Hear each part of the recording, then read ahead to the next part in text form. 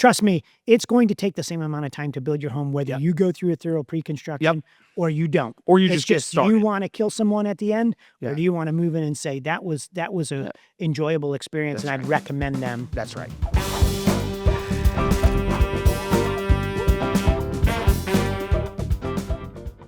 Welcome to Building Brews and BBQ.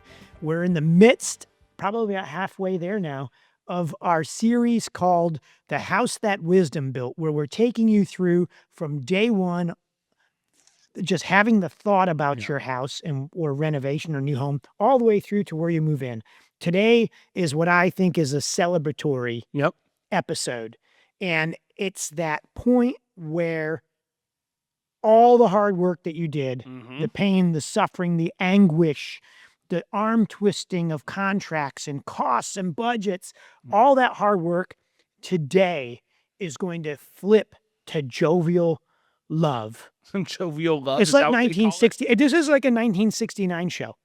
Like it should have been filmed during the love era. Okay. Right? So picture yourself, listeners, put yourself in Woodstock. 1969, that's when they said we landed on the moon, right? That's right. And we did during Woodstock. Agree to disagree.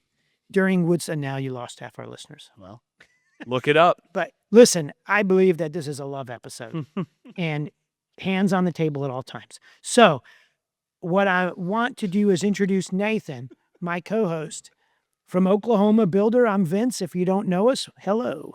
And today we're talking about the pre-construction handoff. Where are my hands?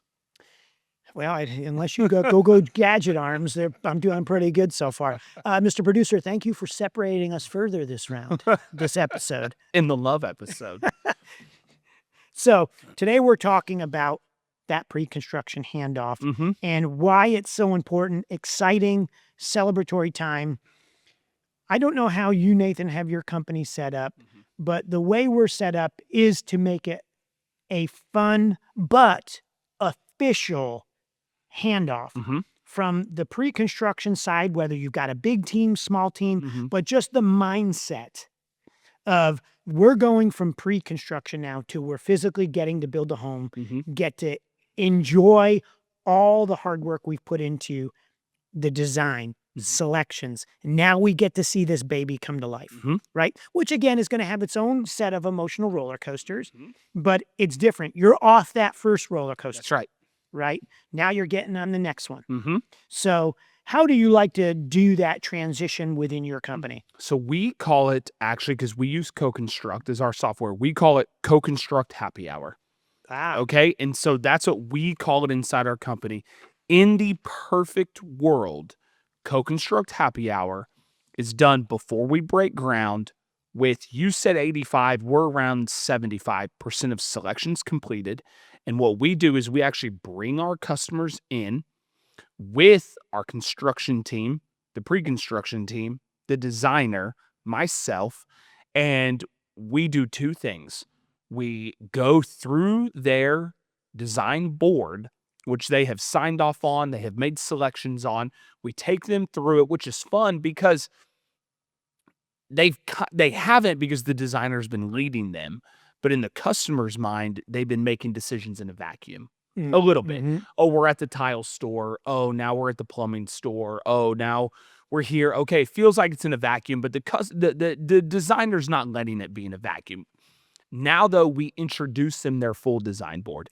This is what we're building. And it's a ton of fun. We'll have drinks. We have food brought in. We try to have a bunch of fun. After that's done, we also pair it with, you're going to go live on the construction side of CoConstruct, and then we educate them on, and this is how it works.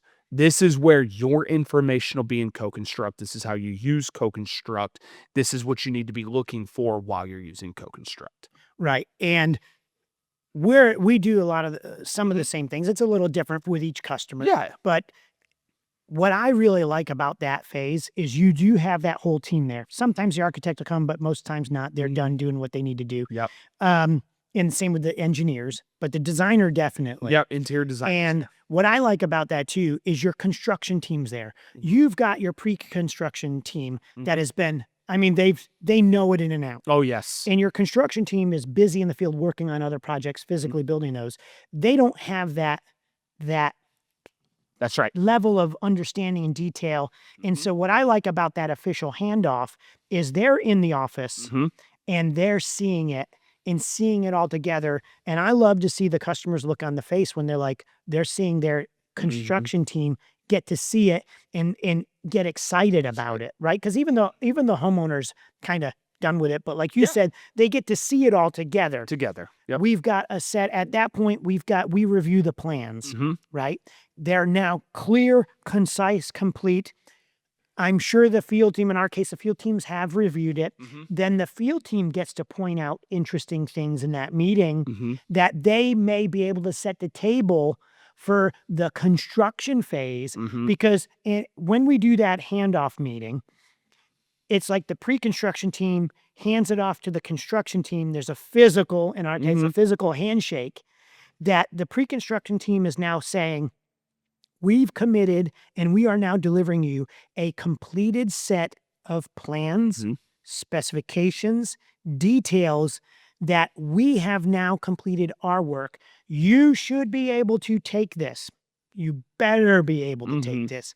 We hope, whatever word you want to use, that the construction team has faith that that package you're handing over, sometimes it's physical package, most of the time it's a co-constructor, Builder Trend or Resio or something like that. It's a electronic handoff, but they're now taking responsible for what you've put together and are going to go put it on the ground. So, it does, knowing that that's coming, makes the internal team, the pre-construction team, have that level of responsibility to make sure it's right, because it has to now go get built with all the hard work that's done. That's right. And the field team has to trust the pre-con team that it's going to that they have what they need to now go build the home. That's right. But at that point, then the homeowner now is handed off to the construction team and they shake hands, and now that's going to be their first point of contact during the construction. The pre-con team, including me or you, are not going to be out there physically building their house day to day. We're going to be there as visionaries,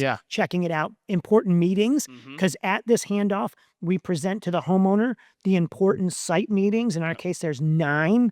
It's the 9-step kind of meeting process that's going to ensure we're staying on track during the build, at different phases.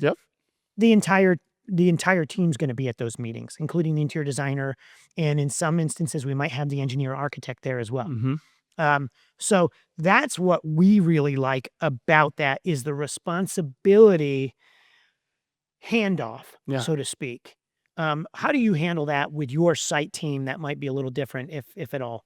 No, not different. That's what we're doing at that meeting. It's a handoff, and as you call it, as the industry calls it, we want it to be a warm handoff, not a cold handoff. And we, in the past, when we got too busy, did cold handoffs where it's like, a site super they never met is on co-construct being like, hey, can you meet me at the house? We're doing your pad. And the customer's like, who is this? Right? And so now we're making a lot more of a transition from, no, you're coming from here to here. This is now the team that's going to be in charge of taking you to the finish line. Yeah, that's the team that's adhering and bolstering those clear milestones. Well, and what I want the listeners to understand is there's a difference. Your construction guys are, it's a difference of, like, I know you get comfortable with your pre-con team, but the reason that we have people doing pre-construction stuff is that's their strengths. We have construction doing construction because that's their strengths.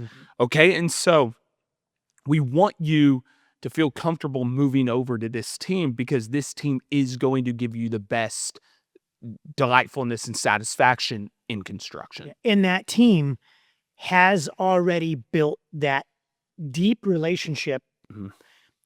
And if they don't have the deep relationship, they know how to handle, and they are skilled, as you mentioned, they're talented and skilled at working with and handling subcontractors. That's right. Which is way different. See, a lot of people don't understand this.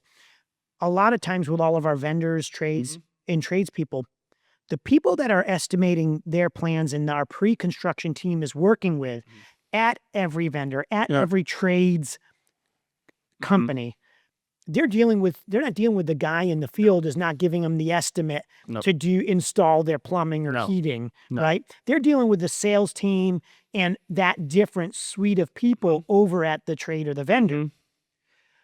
Well, then they have subcontractors or employees that are physically going to be the ones that take what was completed on their side. They're doing the same handoff. Yeah, that's right. In essence. That's right. So our listeners need to understand that the handoff is happening with us, which involves them. But there's all these behind the scenes handoffs that are happening with our tradespeople where they're handing it off from their sales team and development team to their field team, which is supervisors and people physically doing the work.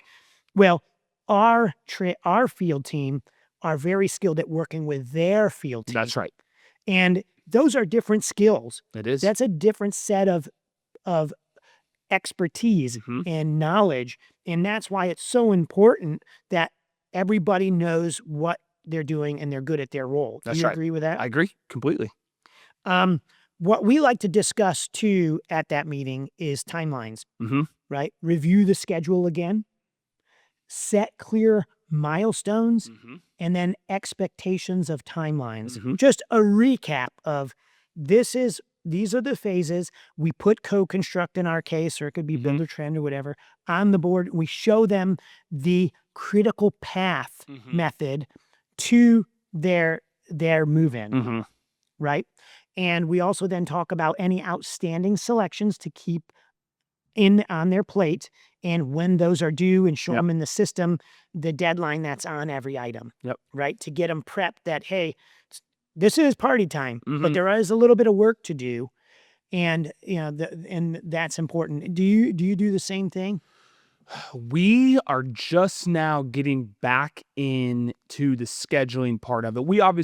We in the middle of 21 basically kept a schedule internal due to the amount of just unknown there was. And we had our schedule so public, and our schedule was public because from 2015 to 2020, we pretty much stayed on schedule. We knew how it operated. We knew what we were doing. And then 21 and 22, as you know, things changed. Lead times changed. Things changed. And so we are just now getting back into the rhythm of we can actually give you clear expectations of when we think this will be done.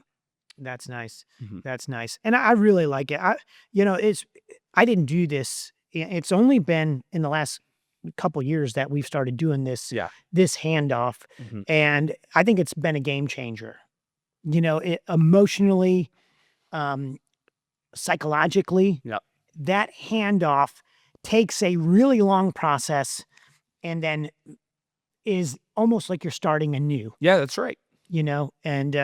And then you're taking it on through. Do you ever discuss with them again or recap? Because some customers I'll do it with and some I won't. The emotional roller coaster. We actually have a beautiful chart that shows the pre-con roller coaster. And then once you get into construction, the construction roller coaster. It looks like a worm. Yeah. It looks like somebody doing the worm. You want me to do it? I want you to do it for the audience. No, we bring it. Yes, we bring that up multiple times during the build. And we usually bring it up at the low points of the build of trying to remind our customer that what they are feeling is not abnormal. Hey, this is normal. We didn't even make the emotional roller coaster. Somebody else made it. But it follows anybody in construction. Just because you're building with us or building with you or building with somebody else, these are the low points in the build. Somebody else built this out and it's usually right. So we'll show them, yes, we know this is frustrating or this is a weird point. We get it. We know it. We want to work through it, but this isn't abnormal. This is normal. Yeah. Yeah. I'd be glad to hand out a copy of that. Yeah. But it's funny that bonus, if you will. Yeah. Now I might charge for this one, actually. I'm all bonused out, everybody. No. But you look at that roller coaster, right? Just to take people along for the ride real quick. And then we're going to bring this roller coaster into the station and send them on their way to get ready for the next episode. Yeah. I think we can do this in the next 5 minutes, which means bear with us for 25. Yeah, I was going to say, there's zero chance. We haven't hit a time yet. No. not indicative of how we build. Yeah, Right? that's This right. is- let current let current let current history not be an indicator Yeah, of future. that's right. That's exactly right. So what we say is, you start on that roller coaster from permitting, right? Is when you get on it and you start, right? It's building, you're going through the clearing and grading, and you got machines out there. It's exciting. It's building momentum, excitement to the top. You get your foundation poured, slabs poured, stem walls, all that done, and you get to the top. And I think the highest precipice besides move-in is framing. Framing. Do you agree? For sure. Yeah, because you get to framing goes relatively quickly for how big these homes are, and there's visual progress every day. That's right. And so much happens so Yeah, fast. It goes yes. from nothing to this is my house. Yes. Yep. And then after that, it starts down the incline with your dry in, your Yep. exterior cladding, Mechanical. windows, Yep. and then you get into that bottom because mechanicals, you can't see that happening as fast on the inside of the home. That's right. It's like they're there working, right? But they can only put up so much ductwork, run so many feet of wire. I mean, there's miles of wiring that go in a home, if not tens of miles go into a home. And all that takes time to go in, but it's not that framing where you get those big changes in the day-to-day. So what we find is we get to that bottom where we're trying to get through mechanicals, right? And once we get there, we also have a mechanical party, right? Once we get those in, because it's low, we'll usually bring a customer to dinner or something like that. And then it starts back up another, not as tall, peak as the framing, but it starts back up as you start to get the drywall, installation in to the top, which is drywall, because then it changes the look and feel again. That's right. I say it's not that high because in framing, when it's done, it feels much bigger when you go in because you're seeing through stud walls. The rooms are there. Yeah. Right. And you can see the outlines and you're walking in them, but your eyes are looking past sometimes the stud walls into other rooms. So it feels bigger. And so why I say that next peak is not as high is because it's a high because it's now changed again and it's exciting. It's drywall, but it starts to put parameters to it. There's visual stops to walls, and then you really start to see how big rooms are. Yep. Now, I will say drywall being that lightish gray, off gray color is a little bit dreary to me. I wish it was white, but it's a little bit dreary to me, which makes rooms feel a little smaller. Yeah. And there's no mechanical light. So I always tell customers at that phase, don't freak out. Yeah. It's going to feel bigger once we start getting paint on the walls again. Do you agree? Well, ours is different. I think our rooms look bigger when they get drywall in them. Other than, okay. Yeah. Ours, we feel like people it's funny because it's like they see the foundation go in. Oh no, the house isn't big enough. And we're like, well, it's 5,000 feet. It's big enough. Framing goes up. Oh, you think these rooms are going to be, hey, your depth perception's off because you're looking through it. Once we put a wall up, you're going to actually feel how big this room is. Yeah. Drywall goes up. Oh, this is a big room. Exactly. Yeah. So, I guess that's a good point. What's different for us? Yeah. My drywall, I don't know what kind of drywall you're using. Mine is I white. get mine from China. Yeah, I was going to say, why is it so gray? What kind of drywall? What kind of drywall are you I don't using? get it from China, but it's probably a premium. So anyway, I'm sorry. I didn't mean to make any fun of you. But, I think the big key is then that roller coaster continues on until it gets back into the station, meaning move in. But the big thing I stress with that roller coaster, it gives us an opportune time to say, see how this roller coaster is moving. It's moving. And this is why we stress so hard in pre-construction to have those selections made, because now you see the physical roller coaster going and you're on it now, baby. Yeah, you're on it. You're on it, baby. Buckle in, buckle down. Now changes that they make are now going to cost us way more time. And so they're starting to see now, oh, I'm thankful we made those selections. That's right. I'm thankful we took all that time, because changes now that I can see how it's going to work is going to take a lot more time. That's right. And cost more, because we've now got to somehow stop this roller coaster at a part of the ride. And I don't know if you've ever been on a roller coaster when it stops at the top or something, or upside down. Have you seen that? I've That's seen it. basically what we're doing during construction is we're going to stop your roller coaster, and boy, we hope it's not in a loop-de-loop. Yeah, that's right. That's exactly right. And typically it is, because we're wringing the money out of there. Yeah, They're upside down. they're upside But down. that is the Yeah. case, because we are at that point. It's a funny analogy, right? Yeah. And I'm glad I came up with this. Just now. So smart. So smart. Just now. Yeah, just now. Yeah, I know. That's really what happens. You're upside down a lot of times on this. At that point, we've warned you enough as your builder. Don't make changes. Our subcontractors are going to hit us with change order fees, and everything's going to be more expensive because you got to rush it because we need it. And you're now upside down, and the builder has no control of it, and you probably don't either, because we just have to be subject to using our best tools to try to beat our and keep the price down. But the dirty little secret is your pockets are going to start emptying because of things that you now have to pay for that you wouldn't normally be there ahead of time. So I guess getting caught on the top of the what are we on again? What is this thing? Well, we were escalator. We were doing a roller coaster. We were doing a handoff, but now we're on a roller coaster. Now we're on a roller coaster. I guess the celebration's over. That was short-lived, like anything in construction. We're celebrating. Now we're just kidding. You're on a roller coaster upside down, getting pickpocketed. You're all gonna die. But yes, the pre-construction handoff is very important, and I'm with you. We did not always do a great job at it, and we are working towards doing a much better job at that and celebrating it. But you made a great point in this. It's kind of a short-lived celebration. We still got work to do, but we like to celebrate certain moments along the way too, because we're like, man, we put a ton of work in. Let's celebrate this. Yeah. And we'll try to even out, and we'll try to. And you're right. I'm a dark individual, I guess, sometimes, but I do. I mean, you're a pet. I mean, I don't know. I'm sure by now, halfway through our season, the listeners kind of figured out who the optimist and who the pessimist is. I don't know, Dave. Let's ask them. DM us and let us know. No, please don't. I already know the answer to that overwhelmingly. I'm a pessimist at heart. Unfortunately, it's with my Italian heritage. Everybody's a pessimist. He makes great meatball subs, if you remember from the second episode, which I ate on camera. We don't do that again. But yeah, and that's the thing, is it is a time to celebrate. It's a time to be optimistic. And if it's done right, it will be a fun process. That's right. And that roller coaster is going to be a lot funner. There's not going to be the times where you're upside down. You've done your best to try to avoid that. And those pessimistic thoughts should be minimized. That's right. Right.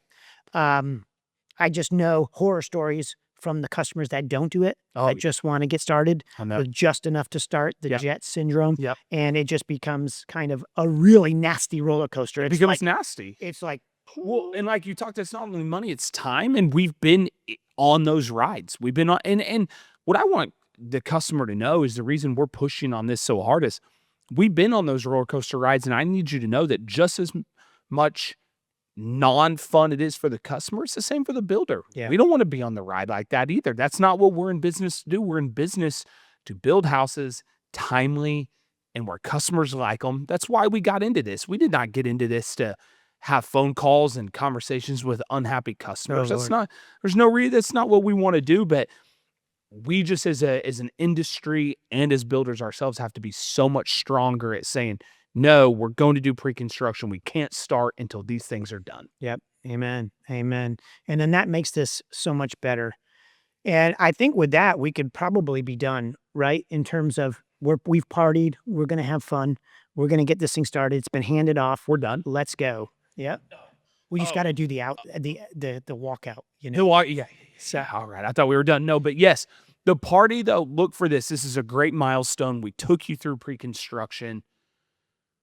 It was long. It's going to be long. Buckle up for it to be long. But fun. Have fun, guys. You're putting your house together. Have a good time. And that's what I hope you learned from this is man, get started, because if you're like, well, we want to wait, and then if the day you finally call the builder is the day you want to start, well, you're 6 months away from starting. and maybe in your case 9. It may be 6 months of pre-construction and probably a year. and 3 months of permit. It's a year. I tell and- customers now, pre-construction is going to be probably about a year to do it right for a high-end custom Well, home. and that's 3 being drawn from scratch. Yeah, and 3 months of that's permitting. Yes. And so when you get there, know that this is going to take time. And you're right. The pre-construction process, you have to be ready to sign up for that and to willing to put in the work. Because if you put in the work, the outcome is going to be a much more enjoyable process for you. That's right. And if we just start your home to get it started,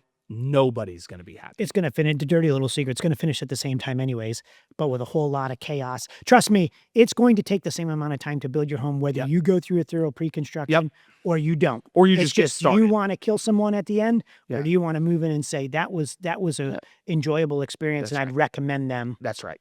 And maybe I do it again. There's a lot of people that I know that have built a home that love their home, but they don't want to go through that process again. That's right. It's the majority of people. Yeah. Yeah.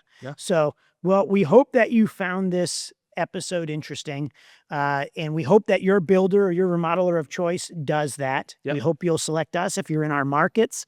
If you've got any questions about the pre-con entire process we've been going over the last bunch of episodes, please feel free to DM us. Yep. Please like this and give us a rating and review if you haven't already. 5 stars are always great. Only great. And please follow along with us on all your on YouTube or all your podcast channels. And next week we're going to be diving into construction and timelines. We'll start with timelines and what to expect for the timeline of construction and those. So stay tuned. Thanks so much for joining us today. We'll see you next time.